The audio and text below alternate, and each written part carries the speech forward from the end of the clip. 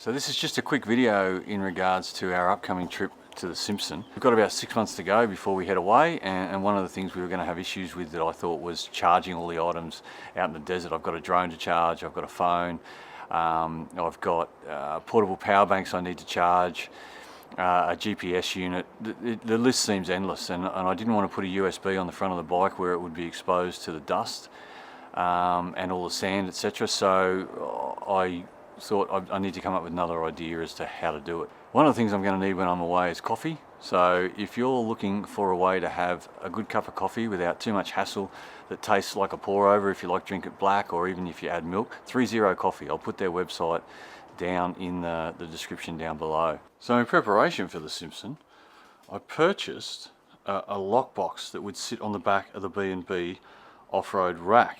Now I got this idea from Curtis. His YouTube channel is Another Guy on a Bike. I'll put a link to that in the description. And he came up with this idea, I think, which he saw on someone else's, about attaching the lockbox to the back to give you somewhere to store stuff. So I went one step further, and what I did, 3Zeros coffee, can't fault them. What I did was I installed a USB, a double port, on the bike, and I wired that up via the black case out with some gasket maker sealant, and then some covering on the wires down the back and in to the battery. Obviously on the left hand side, because where the battery is placed on the DRZ, the left hand side's a perfect side. Now it's permanently wired without a switch, however I've got the fuse here that I can take in and out in no time at all, so that's not really an issue for me. And it punches out plenty of volts. As I said, it's a double USB. The materials I used were the double USB from Amazon, which came with all the wiring, etc., and a fuse in it.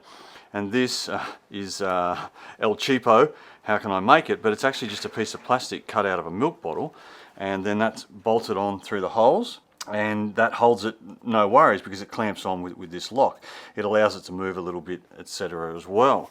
And what I've done in the case of my boy's bike is I've bolted it into the subframe. I've had to do it with the bolt facing up.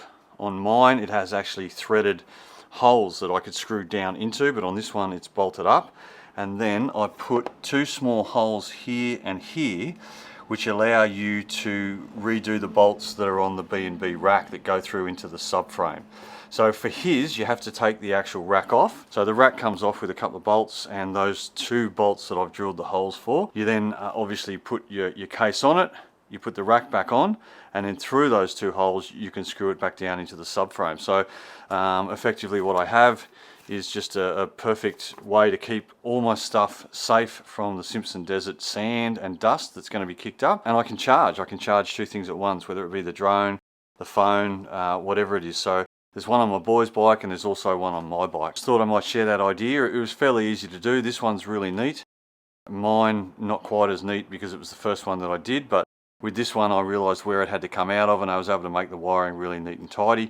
Just a little zip tie there into the battery behind the fairing. It doesn't affect the bike, and hopefully it'll work really well. So hopefully someone will find this video useful. There's enough room in the back that not only can you be charging a few items, you can also store some tools and some things in there, which for me is a great thing because I'm trying to take them out of my backpack.